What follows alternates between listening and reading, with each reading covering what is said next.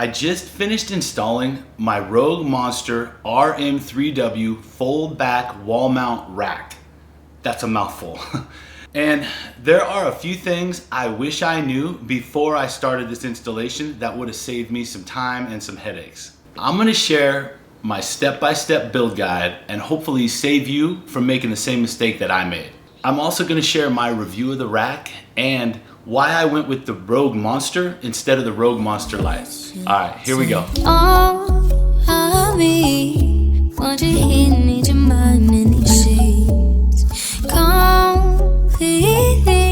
You can purchase stringers from Rogue. The stringer is just the piece that mounts on the wall so that you can mount your brackets to more than just a single stud each.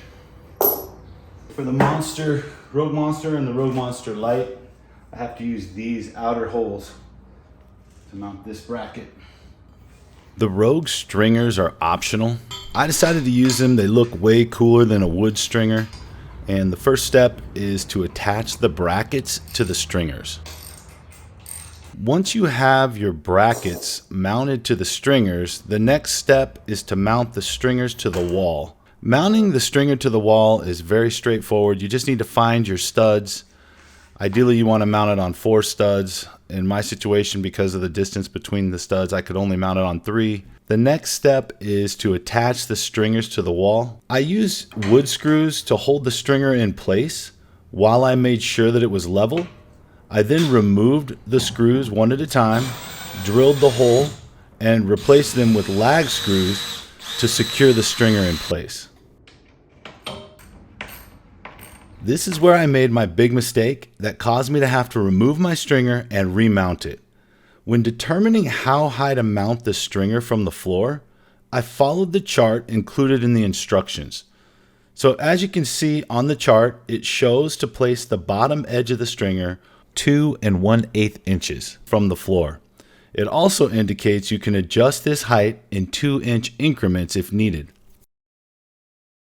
As you can see here, my garage has a cement lip and a wood baseboard. I had to add 6 inches and place my stringer 8 1/8 inches from the floor. What I failed to understand at this point was the height of the stringer can have some play in it.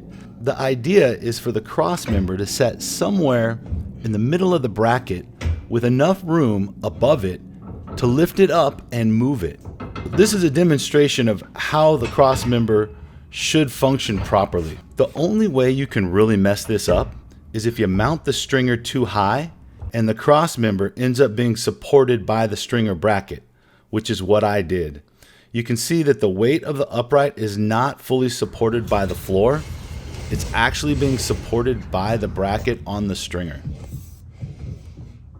I had to remove the stringer from the wall and remount it about 1/4 inch lower.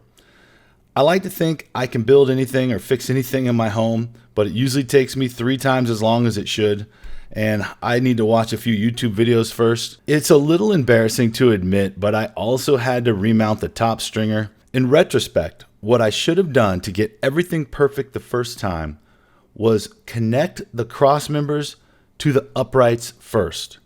Then have someone hold the upright in place while I marked the wall where I wanted my stringer brackets to be. Anyone watching this video who is good at building things is probably rolling their eyes right now. Every video I watched on YouTube about this installation process, the people had no issues. I'm assuming most people don't have the problem I did, but if you're like me, hopefully this video will give you a full picture of what you're doing before you start. Once my stringers were mounted at the correct height, the rest of the install was super easy. I did have to purchase a larger adjustable wrench. I didn't have the correct tool to tighten the massive bolts. I was trying to use channel locks at first, but they were damaging the bolts and I wanted my bolts to remain perfect. Tell your future like a psychic. Baby, you gon' end up right in my bed. Chemistry is science. I could play it cool, but I'd be lying. I'll read you like a psychic. I'ma tell you something you gon' like it. Chemistry is science. Better than what you was fantasizing. It's easy to move the arms into position. The rack feels super stable. I don't have to worry about doing exercises like muscle ups on this thing because I still have about 50 pounds to lose.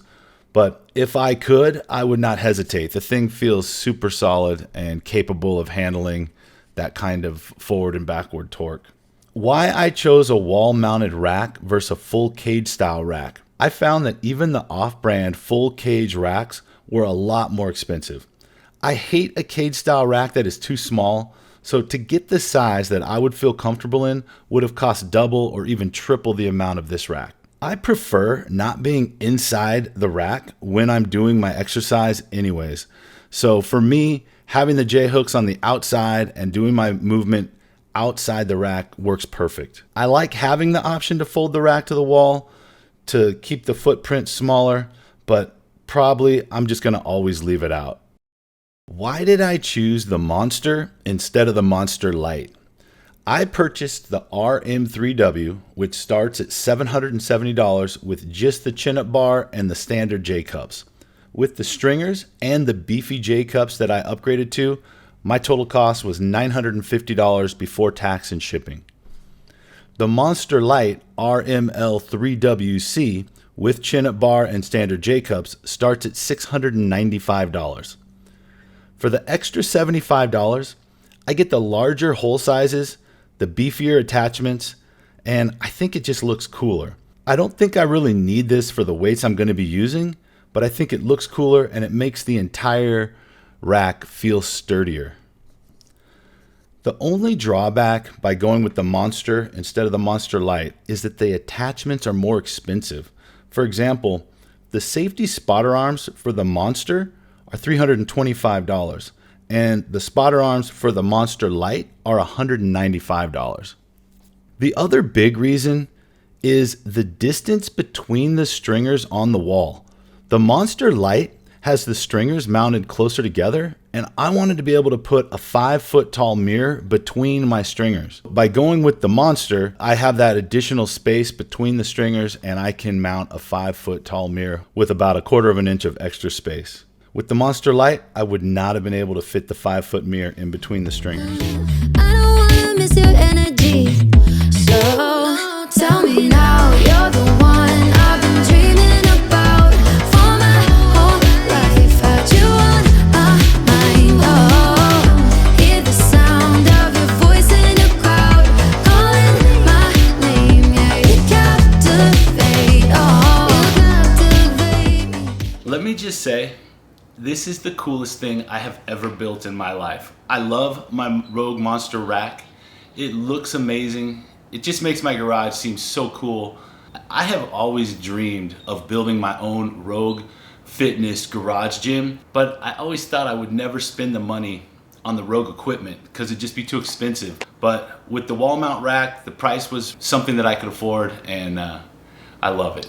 Next, I'm installing mirrors and lighting, and I can't wait to make the full garage gym build video. Hopefully, this will be where I bench press my 405 in the next 6 months. If you want to see how I did on my 21-day water fast or my 90-day transformation, check out one of these 2 videos and more cool stuff to come.